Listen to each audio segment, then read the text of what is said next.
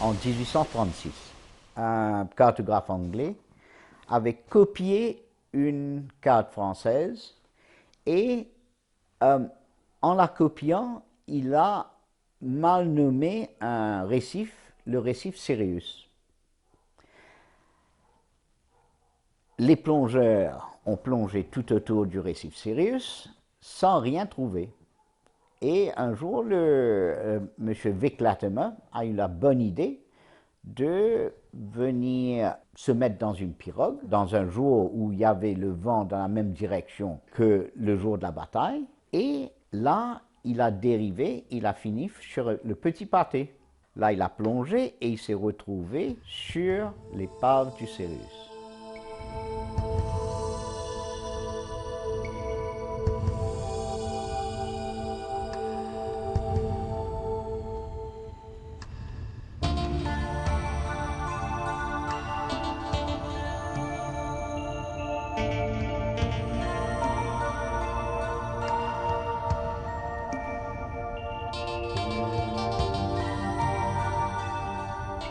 1810. Il y a 200 ans, dans ces mêmes eaux de Grand Port, le Sirius, frégate anglaise, participait à une tentative des Anglais de prendre possession de l'île de France. Durant la bataille, le Sirius va échouer sur un banc de coraux et sera abandonné par ses occupants. Depuis 2 siècles, cette épave est témoin d'une page importante de l'histoire de Maurice. Le Sirius a commencé sa vie sous le capitaine King. Le capitaine a été muté dans la flottille de la mer du Nord et a eu plusieurs engagements. Bon, le bateau à la paix d'Amiens est mis à la retraite, mais comme on savait que la paix d'Amiens n'allait pas durer, en 1802, elle est réparée et remise à l'eau sous le capitaine Prowse. Le capitaine Prowse est muté dans la mer du Nord, elle prend part dans le blocus de Brest et prend part dans la bataille de Trafalgar. Maintenant, les bateaux de la grosseur de Sirius, inclus le Sirius, étaient très importants pour Nelson. Il les appelait les yeux de sa flottille. Il les envoyait devant pour rapporter le déploiement de l'ennemi. Et c'est comme ça qu'il a décidé la stratégie qu'il allait adopter quand il attaquait l'ennemi. Le Sirius s'est ressorti avec beaucoup d'honneur à Trafalgar. Bon, elle revient en 1808 en réparation à Chatham et elle a un nouveau capitaine, le capitaine Samuel Pym. Et c'est avec le capitaine Pym qu'elle vient dans l'océan Indien. Elle prend part avec l'Iphigénie et le Néréide sur le blocus de l'île de France, l'île Maurice. Et en 1809, elle prend part dans une bataille qui a eu lieu dans la baie de Saint-Paul à La Réunion, où les Anglais ont été à terre, ont détruit plusieurs fortifications. Le Sirius s'est montré très remarqué pendant cette bataille-là, parce que quand elle est rentrée dans la baie de Saint-Paul, elle a tiré d'une férocité incroyable sur 4 bateaux, et les 4 bateaux se sont rendus tout de suite sans tirer un coup de feu. L'année d'après, en 1810, au début de 1810, elle a pris part à l'invasion de La Réunion, l'île Bourbon.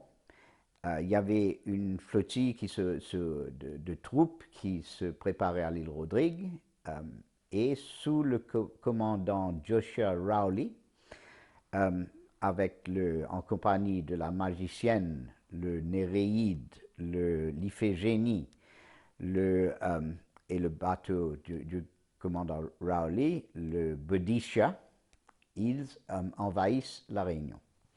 La Réunion tombe et le Cyrus est renvoyé avec la magicienne et le Néréide pour continuer le blocus de l'île de France, l'île Maurice. En août 1810, le capitaine Willoughby et le capitaine Pym font le tour de l'île par le nord et viennent prendre l'île de la Passe. Et c'est là vraiment le début de la bataille de Vieux-Grand-Port. Le 22 août 1810, vers 4 heures de l'après-midi, le Sirius arrive au mouillage de l'île de la Passe, auprès de la Néréide.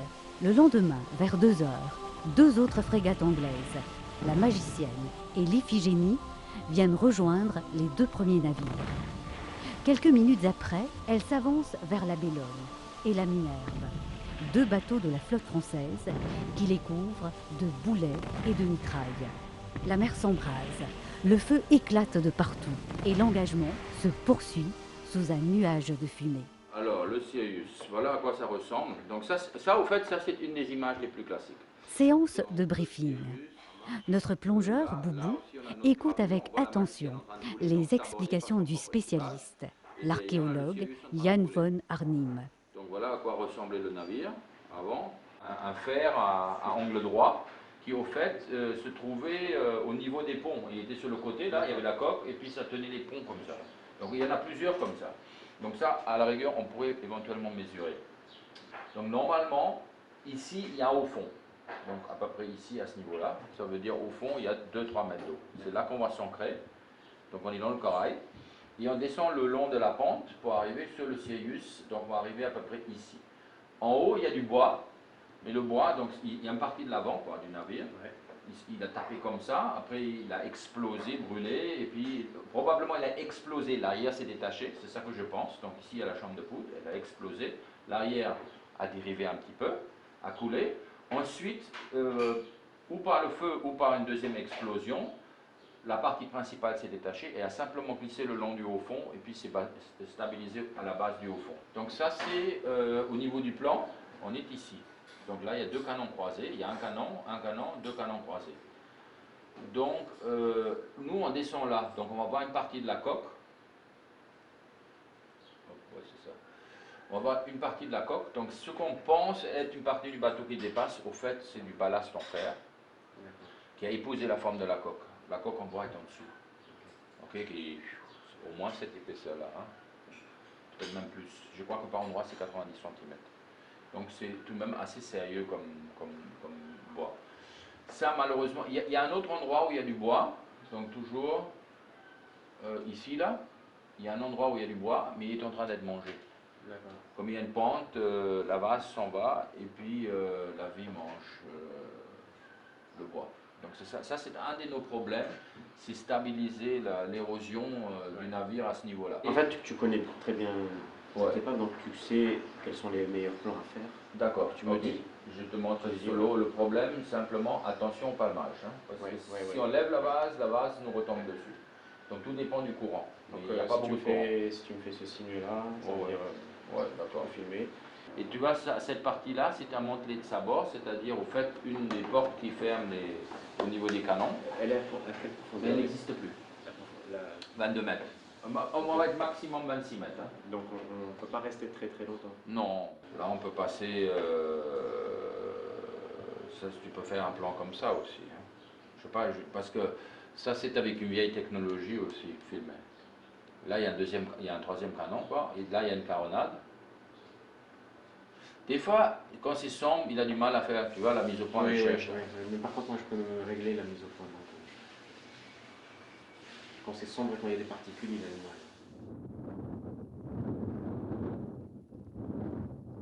Nos 2 plongeurs, après un briefing détaillé, se préparent à nous faire découvrir l'épave du Sirius. Cette sortie archéologique requiert un matériel particulier. La baie de Grand-Port est formée par la côte est-sud-est de l'île Maurice, dont elle constitue une partie du lagon. Elle abrite la ville de Grand-Port, qui lui a donné son nom, mais aussi plusieurs petites îles, parmi lesquelles l'île aux Aigrettes et l'île de la Passe. Elle fut le théâtre de l'une des principales batailles navales livrées dans l'océan Indien au début du XIXe siècle, la bataille de Grand Port.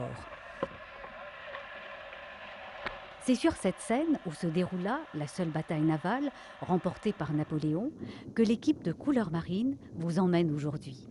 Cette bataille fut si importante pour les Français que son nom a été inscrit sur l'Arc de Triomphe à Paris.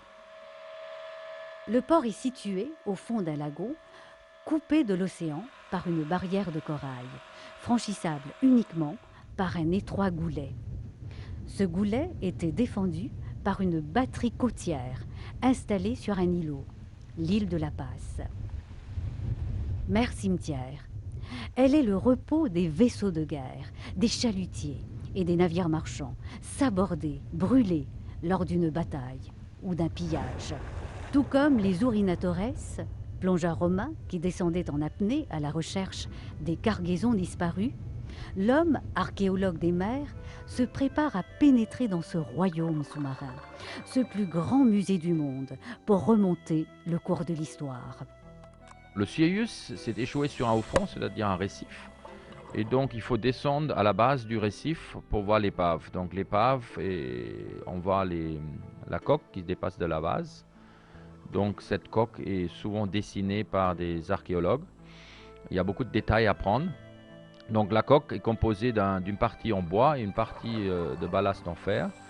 Et sur cette coque reposent des canons de 18 livres. Donc 2 canons superposés.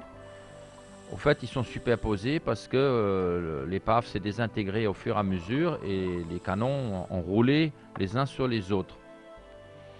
Donc parmi les canons, on trouve des canons un peu plus petits qu'on appelle des caronades et qui sont des éléments très importants parce que ce sont des canons relativement rares à trouver sur un bateau. Donc sur le Sirius, il y en avait 6 de ces caronades avec leur support en fer encore intact. Donc ce sont tout ça des éléments que l'archéologue doit filmer.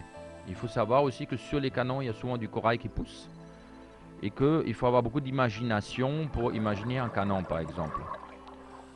Donc le travail de l'archéologue consiste à dessiner, mais on a aussi la surprise de voir beaucoup de vie sur le Sirius. Il faut savoir que le Sirius est dans la base et que c'est une oasis de vie.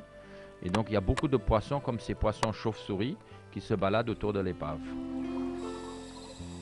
Donc une caronade qui est mesurée par un archéologue avec son support encore intact. Et une partie du gouvernail. Malheureusement, dans le gouvernail est en bois et le bois est en train de se désintégrer.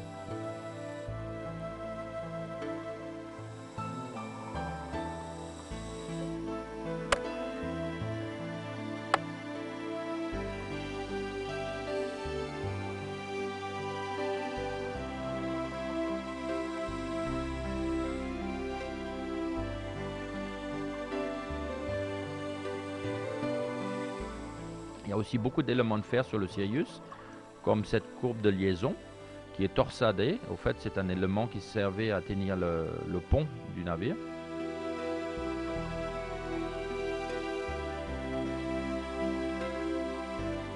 Le plongeur va partout sur le Sirius pour essayer d'identifier des éléments différents. Et on a parfois la surprise de pouvoir identifier un objet assez important qui est un crochet pour tenir les canons. Donc là aussi, il faut avoir beaucoup d'imagination parce que les éléments sont concrétionnés. Ça veut dire que la vie marine a poussé dessus, des éponges, du corail. Et au fait, ce crochet, c'est à peine qu'on reconnaît qu'il s'agissait d'un crochet. Mais bon, il est très lourd, il est en fer.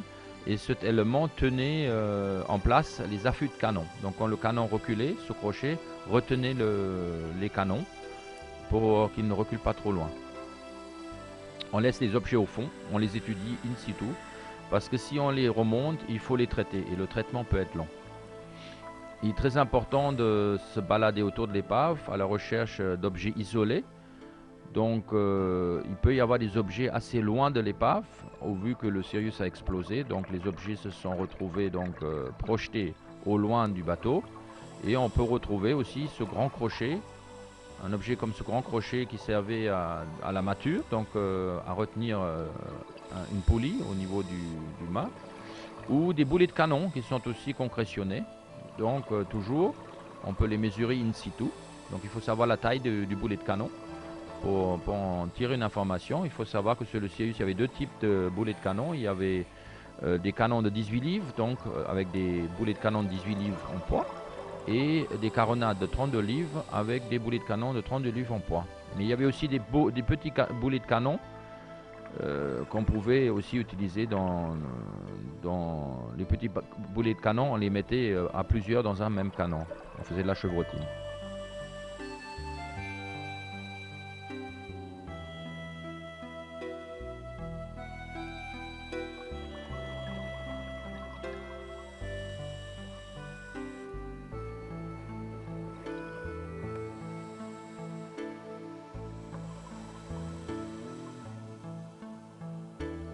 Il faut savoir qu'il y a beaucoup d'objets qui sont enfouis sous la vase, donc des petits objets généralement. Donc en cherchant un petit peu, on peut voir des choses assez importantes comme cet ossement.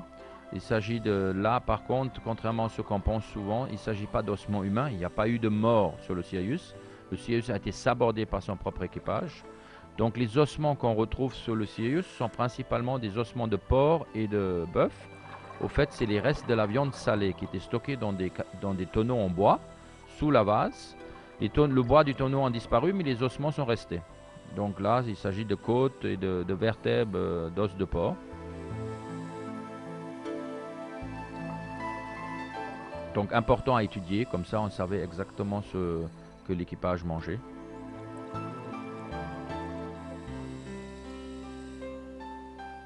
On voit toujours une masse informe sur le Sirius par-ci par-là, mais ce sont généralement des canons bien concrétionnés, couverts de corail. Et parfois on peut avoir la chance de voir un poisson à l'intérieur du trou du canon, mais malheureusement ici, il n'y a que des petits coraux dedans. Sur le Sirius, si on regarde bien au fond, on peut retrouver des petits objets, tels des petits clous en cuivre, donc des petits clous qui retenaient des plaques de cuivre sur la coque. En fait, c'était l'anti-fouling de l'époque. La partie immergée de la coque était recouverte de plaques de cuivre, mais aussi des fragments de porcelaine et de verre.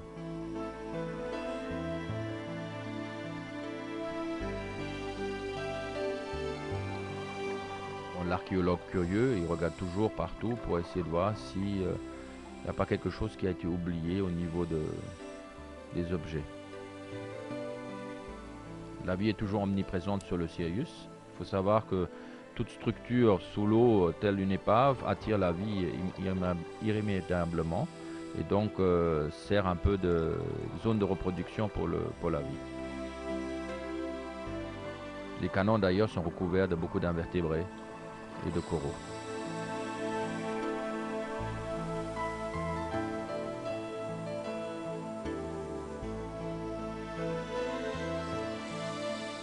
Donc le travail de l'archéologue, c'est mesurer tous les éléments. Ici, des chevilles en bronze qui sont des très grands clous qui traversent la coque en bois du navire. Et on voit à l'arrière-plan les morceaux de bois qui sont très érodés par la vie. Donc il y a des crustacés qui font des trous à l'intérieur et donc qui rendent le bois comme une éponge et donc le bois se détériore très vite.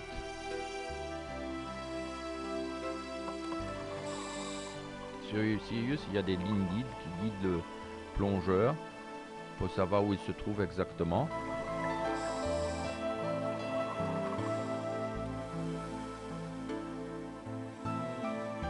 Ici, il y a un élément très important qui est une ancre d'une petite embarcation, donc une petite barque du Sirius. Et cette ancre était stockée contre le grand mât. Le grand mât a disparu, mais l'ancre est restée en position d'origine.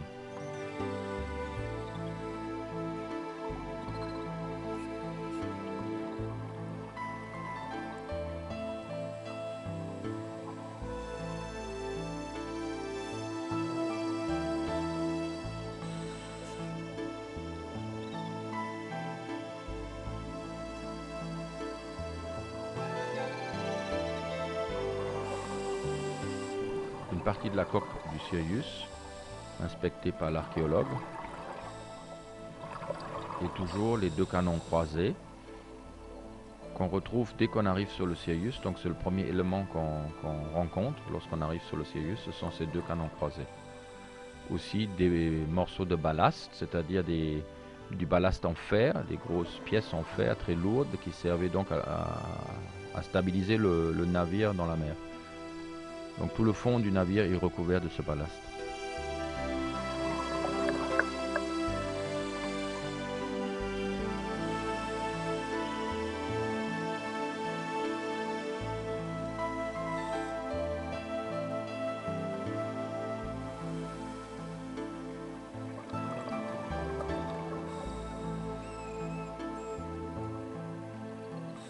Il faut savoir que le Sirius s'est échoué sur un haut fond, donc un petit récif, et qu'une partie du Sirius est restée dans très peu d'eau, à 3 mètres de profondeur.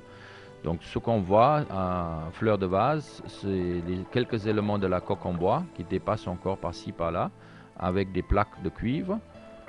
Donc malheureusement le tout est encore très enfoui sous la vase et le corail, et donc il faut dévaser l'ensemble pour pouvoir l'étudier. On retrouve aussi sur le haut fond, en plus de ce bois, une caronade qui se trouve dans 3 mètres d'eau avec son support en fer encore intact. Donc il faut aussi dévaser un peu la caronade pour la reconnaître. Donc c'est un canon qui fait à peu près 1,30 m de longueur. Donc on mesure de la bouche du canon jusqu'à l'arrière du canon.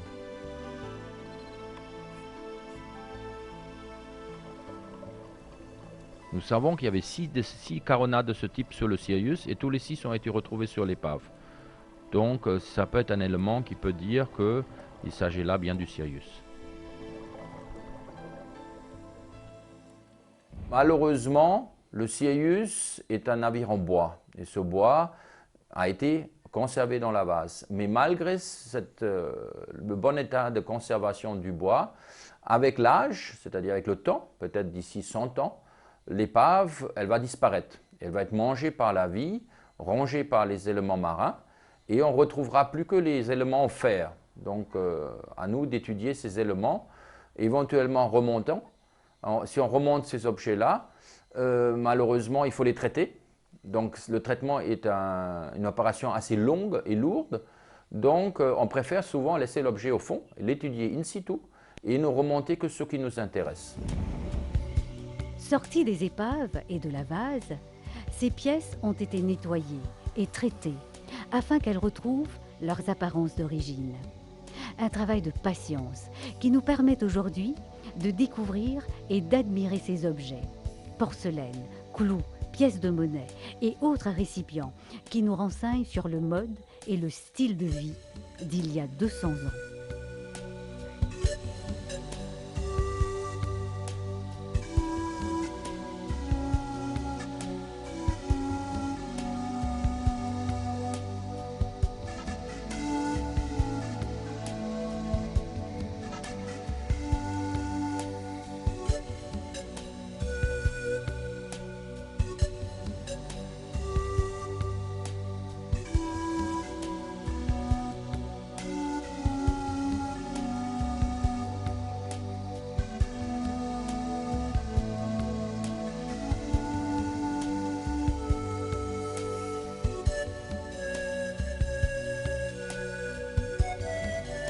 Sextant, charnière, clous, vis, réalisés avec une précision déconcertante. On ne peut qu'être émerveillé par ce que les hommes arrivaient à réaliser il y a 2 siècles avec la technologie de l'époque.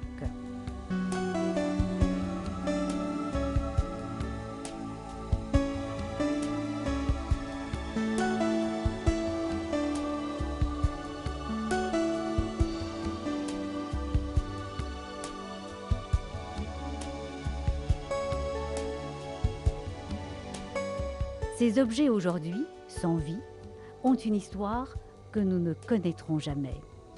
Ils ont partagé la vie d'hommes et de femmes. Des centaines d'hommes, anglais et français, ont péri lors de cette bataille pour la possession de l'île Maurice. Une île Maurice, 200 ans après, libre et indépendante.